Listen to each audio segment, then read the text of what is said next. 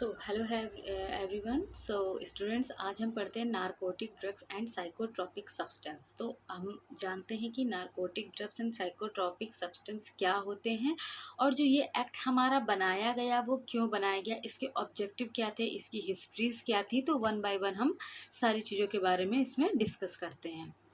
Introduction देख लेते हैं पहले हम द सेंट्रल एक्ट। अच्छा, इसके पहले हम एक ये जानते हैं कि नारकोटिक्स एंड साइकोट्रॉपिक जो एक्ट है हमारा क्यों बनाया गया। ये तो आपको पता ही है कि कब बनाया गया, क्यों बनाया गया। कि जो हमारे नारकोटिक्स एंड साइकोट्रॉपिक सब्सटेंस होते हैं वो कहीं ना कहीं हमारे मतलब क्या कहते हैं, जो नारकोटिक्स मतलब होते हैं कि नशीले पदार्थ होते हैं, नशीले सब्जेक्ट होते हैं। यानी कि इन चीज़ों को, ये सब जो हमारे नारकोटिक्स एंड साइकोट्रॉपिक सब्सटेंस है नशीली होती हैं, जो कि हमारी एज अ मेडिसिनल पर्पस तो काफ़ी यूज़फुल होती हैं। इनको हम यूज़ करके various type of pharmaceutical preparations बना सकते हैं, बहुत सारी दवाइयों में इनका यूज़ होता है। लेकिन क्या था कि लोग अब इन चीज़ों को, क्योंकि ये नशे से रिलेटेड थी, कहीं ना कहीं ये थोड़ा सा एडिक्शन उत्पन्न करती थी। लोग इसको जो थे अनलीगल तरीके से यूज़ करने लगे थे। और अनलीगल तरीके से यूज़ करने का मतलब है कि लोग इनको ले करके नशा करते थे। और जब नशा करते हैं तो कोई भी इंसान हो तो उसके पर्टिकुलर बॉडी हेल्थ पे इफ़ेक्ट पड़ता है, जिसके साथ ही साथ उसके एक समाज पे गलत इफ़ेक्ट जाता है। वो लोग अपनी मन मर्जी का कोई भी गलत काम करते हैं या फिर उसका सेल करके, इंपोर्ट एक्सपोर्ट करके, मतलब गलत तरीके से उसका यूज़ करते। तो इन्हीं सब चीज़ों को जो इंसान की हेल्थ है उसको मेंटेन करने के लिए, उसका मिस यूज़ ना हो सके, इन्हीं सब चीज़ों को प्रोटेक्ट करने के लिए, इन्हीं सब चीज़ों से बचाने के लिए हमारी गवर्नमेंट ने जो है नारकोटिक्स एंड साइकोट्रॉपिक सब्सटेंस से रिलेटेड इन सब चीज़ों से एक एक्ट बनाया था, जिसे हम narcotic drugs and psychotropic substance के नाम से जानते हैं। और इस एक्ट को 1985 में बनाया गया था। अब हम इसका इंट्रोडक्शन देखते हैं कि जब ये एक्ट कब बना, कैसे पारित हुआ, कैसे लागू हुआ। तो पढ़ते हैं। The central government act like a opium act 1857, the Opium Act 1878 and the Dangerous Act 1930 was enacted the long time ago within a changing the circumstances and development in the field, elevate drug traffic and drug abuse at a national international level. Many drawbacks comes to the notice and its act। क्या था कि हमारी government ने, जो हमारी central government थी, उसने हमारा एक ओपीएम एक्ट 1857 में बनाया था। और बनाने के बाद अब कोई भी एक्ट होता है सबसे पहले उसका कॉन्स्टिट्यूशन होता है, फिर वो एक्ट कुछ अपने इम्प्लीमेंट के बाद, कुछ वेरिफिकेशन साइन के बाद, तब आके वो पब्लिक में या देश में हमारे लागू किया जाता है। तो क्या था, इस एक्ट को फिर डेंजरस एक्ट 1930 में इसका नाम दिया गया। और इसमें फिर क्या हुआ कि कुछ डेवलपमेंट किए गए, कुछ चेंजेस किए गए, नेशनल और इंटरनेशनल लेवल पे उन चीज़ों को रख करके चीज़ों को प्रस्तुत किया गया, बातचीत किया गया। और जब सारी चीज़ों से हमने इसको देख लिया, परख लिया, सब डिस्कशन कर लिया, जब एक्ट हमारा बन गया, तो फाइनली जो हमारे इंडिया की गवर्नमेंट ने, इंडिया की जो गवर्नमेंट थी, तो द इंडियन गवर्नमेंट ने इस एक्ट को जो है ओल्ड एक्ट को रिप्लेस कर दिया, जो डेंजरस एक्ट के नाम से था, and the narcotic and psychotropic substance act 1985, इस नाम से गवर्नमेंट ने हमारी 1985 में जो एक्ट लागू किया, यानी कि हमारे देश में, हमारे संविधान में ऐड हुआ जा करके, उसे हम narcotic drugs and psychotropic substance act 1985 के नाम से जानते हैं। And these act established in 14 नवंबर 1985। अब जो ये एक्ट था, पूरी तरीके से जो भी इसमें अमेंडमेंट होने थे, जो भी सुधार होने थे, जो जो चीज़ें रखनी थी, जो जो गाइडलाइंस फॉलो करनी थी, ऑल ओवर सारी चीज़ों को समराइज करके एक पूरा एक्ट बनाया गया। और विद अथॉरिटी जो थी, जिन जिन लोगों को इस पे अपना योगदान देना था, उन जो कॉन्स्टिट्यूट किया गया। और फाइनली ये जो हमारे देश में जो हमारी इंडियन गवर्नमेंट ने जब इसे लागू किया, तो ये हमारा 14 नवंबर 1885 को हमारे देश में लागू किया गया। It is also provide the license system for the both central and state government। अब इस एक्ट के रिलेटेड मतलब कि अगर आपको narcotic drugs and psychotropic substance से रिलेटेड रिलेटेड किसी भी चीज़ का बिजनेस करना है, चाहे वो इम्पोर्ट हो, एक्सपोर्ट हो, मैन्युफैक्चरिंग हो या फिर कोई भी ऐसा चीज़, तो अगर आपको इनसे रिलेटेड चीज़ों का बिजनेस करना है तो विद द हेल्प ऑफ, आप गवर्नमेंट की हेल्प से उसके एक्ट को फॉलो करते हुए, उनके रूल्स एंड रेगुलेशंस को फॉलो करते हुए आप कर सकते हैं। मगर इसमें आपको करने के लिए लाइसेंस की रिक्वायरमेंट होती है, जो कि आपको central government and state government दोनों से अथॉरिटी आपको लेनी पड़ती। अब इसका मेन ऑब्जेक्टिव क्या था इस एक्ट का, तो हम पढ़ते हैं objective. The main objective of this act is consolidated and amend the law relating narcotic drugs। जो इस एक्ट को बनाने का मेन ऑब्जेक्टिव ये था कि जो भी हमारे नारकोटिक से रिलेटेड सब्सटेंस है, नारकोटिक ड्रग्स हैं, in the string provision the control and regulate the operation relating the narcotics and psychotropic drug substance matter connected therewith. यानी कि जो नारकोटिक एंड साइकोट्रॉपिक सब्सटेंस हैं, इसका मिसयूज़ ना हो सके, लोग अपनी तरीके से मनमाने ढंग से गलत काम ना करें, तो उसी सब चीज़ों को रेगुलेट करने के लिए, मेंटेन करने के लिए इस एक्ट को बनाने की आवश्यकता पड़ी थी और फिर इस एक्ट को बनाया गया था। चीज़ों जो हमारे नारकोटिक्स एंड साइकोट्रॉपिक सब्सटेंस थे उनसे रिलेटेड चीज़ों को मेंटेन एंड रेगुलेट करने के लिए। अब हम डेफिनेशन जान लें कि नारकोटिक्स क्या होते हैं, साइकोट्रॉपिक सब्सटेंस क्या होते हैं, क्या चीज़ें हैं, तो देखते हैं। फर्स्ट है addict, the person habituate to regular use of the any narcotic drugs psychotropic substance. Addiction मतलब क्या होता है, क्योंकि जो हमारे नारकोटिक्स एंड साइकोट्रॉपिक सब्सटेंस होते हैं, जो नारकोटिक ड्रग्स हैं, वो हमारे कहीं ना कहीं नशा करते हैं, नशा प्रदान करते हैं, तो लोग इसको ले करके गलत तरीके से यूज़ करते हैं और उनको धीरे धीरे अगर लेने के बाद ये हैबिट फॉर्मिंग सब्सटेंस हो जाते हैं, यानी कि बॉडी में एक हैबिट फॉर्म कर देते हैं कि अगर आप इस रेगुलर स्पीड पे नहीं लेंगे तो बॉडी को उसकी नीड जो है वो फील होने लगती है, तो कहीं ना कहीं इंसान उसको, दवा को लेने के लिए एडिक्ट हो जाता है। तो इसे ही हम बोलते हैं एडिक्शन, की किसी भी पर्टिकुलर उस सब्सटेंस पे, चाहे वो नारकोटिक हो या साइकोट्रॉपिक सब्सटेंस हो, जिसको लेने की इंसान को लत लग जाए या आदत पड़ जाए। अब कैनाबिस जो कि एक प्लांट है और इसके डिफरेंट पार्ट्स से हमें डिफरेंट जो है वो नारकोटिक सब्सटेंस या एजेंट हमें मिलते हैं। तो देखते हैं, इसमें हमें चरस, सबसे पहले आपने नाम सुना भी होगा, चरस, गांजा, अफीम, ये सब सारी चीज़ों का। तो अब हम देखते हैं चरस क्या है। That is a separate the resin where the from where crude and purified. क्या होता है कि जो कैनाबिस का प्लांट होता है उसका जो रेजिन निकलता है, उस रेजिन से हम इसको सेपरेट आउट करते हैं और उससे हम प्रिपेयर करते हैं, तो हमें चरस जो है वो मिलती है। Obtain from the cannabis plant, it is also included the concentrated preparation of the resins known as the hashish oil and liquid hashish. अब इसके बाद जो कैनाबिस प्लांट के रेजिन्स से तो हमें मिल गई चरस, उसका हमने नाम दिया, लेकिन इसी प्लांट से जो भी हमें एक चीज़ और मिलती है जिसके हम कंसनट्रेटेड प्रिपरेशन को हशीश ऑयल के नाम से भी जानते हैं, जो कि हमारा एक नारकोटिक सब्सटेंस ही है। अब गांजा क्या होता है, इट इज़ अ फ्लावरिंग और the fruiting top of the cannabis plant. अब उसी कैनाबिस प्लांट का जो फ्लावर हो गया या जो फ्रूट हो गया या फिर टॉप पार्ट हो गया, तो उसको जो हम यूज़ करते हैं, उन चीज़ों को हम एज अ गांजा यूज़ करते हैं, उसके फ्लावर को एंड उसकी पेटल्स हो गई या टॉप पार्ट जो भी होता है उसे। अब मेडिसिनल कैनाबिस क्या होता है, it is a any extract of the tincture of the cannabis. Cannabis plant के टिंचर को एक्सट्रैक्ट आउट जब हम करते हैं तो फिर हमें उससे मेडिसिनल कैनाबिस जो है वो मिल जाता है। कोका डेरिवेटिव्स क्या होते हैं, कोका भी हमारा एक नारकोटिक सब्सटेंस से रिलेटेड ही चीज़ है। तो अब हम देखते हैं कि इससे हमें क्या मिलता है। Crude cocaine can be use the directly और directly manufacture of the cocaine. अब जब हम कोकीन को मैन्युफैक्चर करते हैं तो जो हमारा कोका का प्लांट है उसके डेरिवेटिव होते हैं। अब वो हमारे क्रूड फॉर्म में भी हो सकते हैं, तो चाहे हम उनको डायरेक्टली यूज़ करें या फिर हम इनडायरेक्टली यूज़ करें। Cocaine is a methyl ester of the benzoyl ecgonine and its salt. जो हमारी कोकीन होती है वो मेथाइल की ईस्टर होती है एंड बेंजोइल इग्नोकेन का सॉल्ट होती है। ओपियम क्या होता है, opium it means the coagulated juice of a opium poppy and it is the mixture of the without natural chemicals materials। इसका मतलब क्या होता है कि ये हमारा एक कोएगुलेटेड जूस होता है, जो कि हमारा ओपियम होता है, उसके जो पॉपी होता है उस पॉपी का एक जूस होता है, और उसी जूस को हम with the help of the preparation क्या करते हैं, अपने नशे के लिए जो चीज़ें यूज़ होती हैं, मतलब कि हम नारकोटिक प्रिपरेशन उसकी बनाते हैं।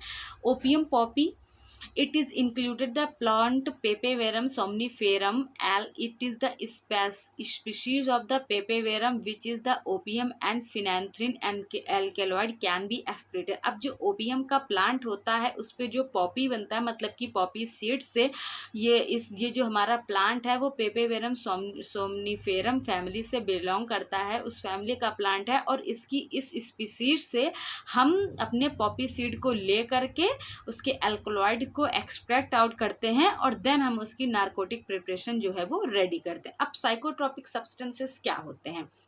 It means the substance natural और सिंथेटिक और एनी सॉल्ट प्रिपरेशन। इसका मतलब ये होता है कि जो भी हमारा सब्सटेंस है नारकोटिक्स या साइकोट्रॉपिक सब्सटेंस, वो या तो हमारा नेचुरल हो सकता है या फिर सिंथेटिक, दोनों में से कोई भी तरीके का हो सकता है, या मटेरियल हो है which is included the list of the psychotropic substance in a schedule DET। ये हमारे जो नारकोटिक्स सब्सटेंस हो गए, साइकोट्रॉपिक सब्सटेंस हमारे वो सब्सटेंस है जो हमारा सिंथेटिकली भी हो सकता है, नेचुरल भी हो सकता है, जिसको कि हमने आगे आने वाले शेड्यूल में देखा है। वो क्या है? नारकोटिक कंट्रोल ब्यूरो मतलब NBC, उसमें क्या था? NBC was established on a 17 March 1986, enable the full and implementation of the NDPS Act 1985। अब जो हमारा नारकोटिक्स कंट्रोल ब्यूरो था वो 17 मार्च 1886 को जो है इम्प्लीमेंटेशन किया गया था NDPS एक्ट में, और उसे जो है 17 मार्च 1986 को लागू किया था। हेडक्वार्टर ऑफ द दिल्ली में लागू किया, and it is a chief law enforcement and the intelligence agency of the India. इसमें क्या था, जो भी हमारे intelligence agency of the India थी, जनरल डायरेक्टर्स थे, उन सब ने मिलकर इन सब चीज़ों के बारे में अध्ययन किया और उसे बनाया। ऑथराइज्ड इन ऑफिसर्स मतलब क्या होता है कि अब जब गवर्नमेंट जो है इन सब चीज़ों को, एक्ट को बनाने का मकसद यही था कि जो भी हमारे नारकोटिक्स एंड साइकोट्रॉपिक सब्सटेंस की चीज़ें हैं उनको मेंटेन किया जा सके, रेगुलेट किया जा सके। लेकिन अगर कोई नारकोटिक्स एंड साइकोट्रॉपिक सब्सटेंस से रिलेटेड चीज़ों का व्यापार करना चाहता है, चाहे वो सेल हो, मैन्युफैक्चरिंग हो, प्रोडक्शन हो, या कोई भी हो सकता है, तो उसका एक क्राइटेरिया सेट है, वो अपने रूल्स एंड रेगुलेशन के अकॉर्डिंग उस दायरे में रह करके अपना व्यापार कर सकता है। तो अब उसके लिए गवर्नमेंट ने कुछ अथॉरिटीज़ एंड कुछ ऑफिसर्स थे जो अपॉइंट किए कि हाँ ये पर्टिकुलर जो ऑफिसर्स हैं, ये अथॉरिटीज़ हैं, ये सब इन चीज़ों को देखेंगी और रेगुलेट करेंगी, मेंटेन करेंगी। The central government to take the major of preventing the combining abuse of narcotic drug and illicit traffic, the coordination of the action by the various officers, state government, other authorities under the act, under any other law, and the enforcement of the provision of this act। जो government ने कुछ officers and कुछ authorities जो थी उसे ये power दिया, उसे ये अथॉरिटीज़ दी कि ये सब लोग जो हैं पर्टिकुलर इन सब चीज़ों से होने वाले बिजनेस को, नारकोटिक एंड साइकोट्रॉपिक से रिलेटेड बिजनेस को संभालेंगे, देखेंगे और मेंटेन एंड रेगुलेशन में उसकी हेल्प करेंगे। ओब्लाइजेशन अंडर द इंटरनेशनल कन्वेंशंस, जो भी हमारे इंटरनेशनल लेवल पे चीज़ हो, चाहे वो नेशनल लेवल की चीज़ें हों। Assistance of the concern the authorised authorities of prevention and suppression and the illegal traffic of the NDPS Act and treatment, education, aftercare, rehabilitation and social reintegration of the addiction. इन सब चीज़ों से related जो चीज़ें हो रही हैं वो हमारे ऑफिसर से जो है वो देखेंगे। Officers of the central government, they appoint the narcotic commissioners and other officers, I think the functions supervision of the cultivation of the poppy and production of the opium। अब जो हमारे ऑफिसर थे central government के, वो हमारे जो appoint किए गए एज अ नारकोटिक कमिश्नर्स, उसमें हमारे कुछ फंक्शंस थे जो हमारे नारकोटिक कमिश्नर्स अपॉइंट किए गए थे। अब वो क्या देखेंगे, उनके सुपरविजन में ओपीएम की या पॉपी की जो भी हमारा कल्टीवेशन हो रहा है, हार्वेस्टिंग हो रहा है, उस चीज़ को देखेंगे, and production of the opium. उसके हार्वेस्टिंग, कल्टीवेशन एंड प्रोडक्शन को हमारे जो है वो सेंट्रल गवर्नमेंट के ऑफिसर्स जो हैं, जो कि हमारे as a narcotic commissioner appoint किए गए हैं, वो इन चीज़ों को रेगुलेट करेंगे, देखेंगे। NDPS कंसल्टेटिव कमेटीज़ क्या करेंगी? The Act Committee consists of the chairman and other members of exceeding the 20 committees shall be advise the central government and matter relating of the administration of this act। जो हमारे committee बनाई गई है उसके chairman थे, जो उसके chairman's वगैरह हो गए, कमेटी के जो हेड्स हो गए, जो सेंट्रल गवर्नमेंट ने ये दिया कि जो इस एक्ट से रिलेटेड जो भी एडमिनिस्ट्रेशन है ये उन सब चीज़ों को ऑब्जर्व करेंगे। प्रोविजन, कंट्रोल एंड रेगुलेशन का मतलब क्या हुआ? Provision of the certain operation as per section 8 and no person shall cultivated the coca plant gather any poison of the coca plant। मतलब कि कोई भी ऐसा पर्सन है जो कि कोका प्लांट को या उससे चीज़ों का रिलेटेड कोई भी काम करना चाहता है तो वो उसे ऐसे नॉर्मली कल्टीवेट नहीं कर सकता। कल्टीवेट द ओपियम और एनी कैनाबिस प्लांट, वो कल्टीवेट ओपियम का या कैनाबिस प्लांट का भी कल्टीवेशन या हार्वेस्टिंग नहीं कर सकता है। Produce the manufacture, process, sale, purchase, transport, warehousing, consume, import, export, interstate, all over India.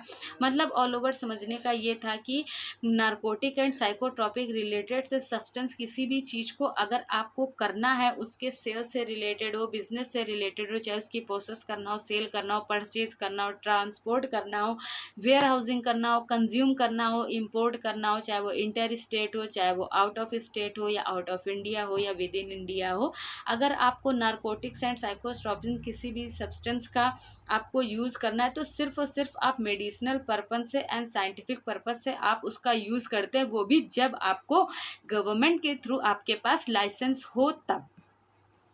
Power of the central government, permit, control, मतलब देखते हैं the cultivation and gathering of the portion of the coca plant on account of the central government and production, sale, purchase, transport, import, interstate. वही सारी चीज़ें हैं कि अगर आपको इन सब चीज़ों से रिलेटेड किसी भी चीज़ का बिजनेस करना है तो you should having a license and authority, आपके पास लाइसेंस होना चाहिए जो कि गवर्नमेंट के थ्रू अप्रूव्ड हो एंड प्रोवाइड किया जाना चाहिए।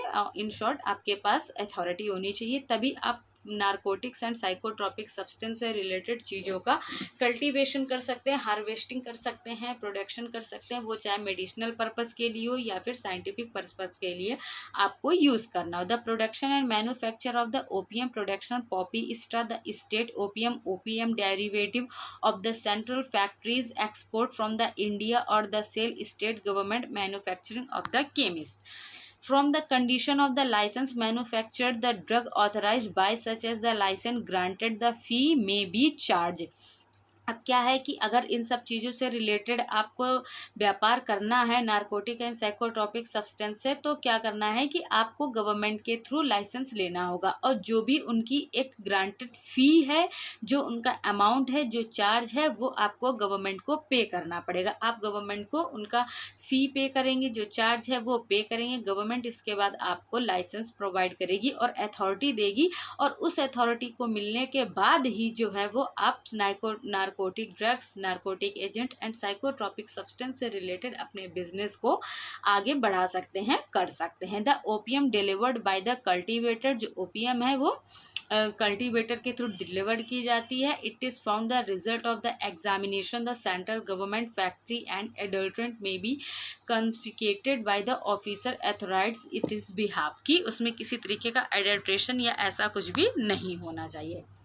अब देखते हैं कि ऑफिसेंस एंड पेनाल्टीज़ क्या होती है। जैसे हर एक्ट को बनने का अपना एक नियम होता है, उसकी नीड क्यों पड़ती है, कुछ उसका इंट्रोडक्शन होता है, कुछ उसके ऑब्जेक्टिव होते हैं, वैसे ही हमारे ऑफिसेंस एंड पेनाल्टीज़ होती हैं कि अगर आप नियमों को सही तरीके से नहीं फॉलो कर रहे हैं तो गवर्नमेंट आपको किस किस केस में जो है वो विद द आपको नारकोटिक्स एंड साइकोट्रॉपिक सब्सटेंस से एक्ट से रिलेटेड आपको जो है वो सज़ा हो सकती है, ऑफेंस आपके ऊपर या पेनाल्टीज लग सकती। पनिशमेंट फॉर द कंट्रावेशन रिलेटेड क्या है? पॉपी स्ट्रॉ है, कोका प्लांट एंड लीव्स है, प्रिपेयर द ओपियम है, मतलब पॉपी स्ट्रॉ हो गया, कोका प्लांट हो या इसकी लीव्स हो, या फिर आप ओपियम की प्रिपरेशन कर रहे हैं, ओपियम पॉपी जो हमारा ओपीएम के मिल रहा है, ओपीएम या पॉपी या ओपीएम प्लांट का, अगर आप इससे रिलेटेड कुछ भी कर रहे हैं, manufacture the drug and preparation, कोई भी आप ऐसी ड्रग्स का मैन्युफैक्चरिंग कर रहे हैं, प्रिपरेशन कर रहे हैं, या कोई भी आप साइकोट्रॉपिक सब्सटेंस से रिलेटेड चीज़ों का इस्तेमाल कर रहे हैं, यूज़ कर रहे हैं, कैनाबिस प्लांट्स हो गए एंड इसके डेरिवेटिव्स हो गए। Punishment for the illegal import of the India, अगर आप इलीगल तरीके से इसका इम्पोर्ट या एक्सपोर्ट कर रहे हैं, वो चाहे विद इन इंडिया हो या आउट ऑफ इंडिया हो। And punishment for the external dealing with the NDPS contravention of the provision of this act. तो इन सभी चीज़ों के तहत अगर आप गैर कानूनी तरीके से काम कर रहे हैं तो ये वो सारे रीज़न है जिसके थ्रू आपको एनडीपीएस एक्ट के तहत ऑफेंसेस एंड पेनाल्टीज जो है वो पे करना पड़ेगा और आपको सज़ा हो सकती है।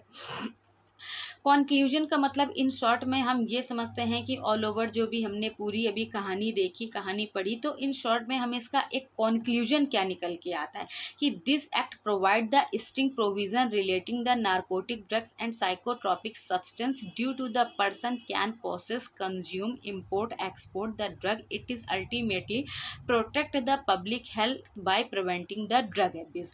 अब क्या था कि कोई भी जो भी हमारी गवर्नमेंट है उसको narcotic drugs and psychotropic substance बनाने का सिंपल सा ये मीनिंग था कि अगर आप कोई भी पर्सन है जो भी हमारा है, तो वो चाहे वो हमारे narcotic drugs and psychotropic substance से रिलेटेड बिजनेस करे, प्रोसेसिंग करे, कंज्यूम करे, इंपोर्ट करे या एक्सपोर्ट करे, वो अपना काम कानून के दायरे में रहकर कर सकता है। और इस एक्ट को बनाने का सबसे बड़ा मतलब या सबसे बड़ी चीज़ें ये थी कि पब्लिक की हेल्थ को बचाना, उससे जो ड्रग एब्यूज़ है उससे प्रोटेक्ट करना और देश की जनता को सेफ एंड सुरक्षित रखना, ताकि वो नशीली चीज़ों को यूज़ करके किसी गलत तरीके से अपना ना करे और देश की जनता उससे पूरी तरीके से सेफ एंड सुरक्षित रहे। So I hope you are understood well students. आज हमने कंप्लीट किया narcotics and psychotropic substance. I hope, thank you.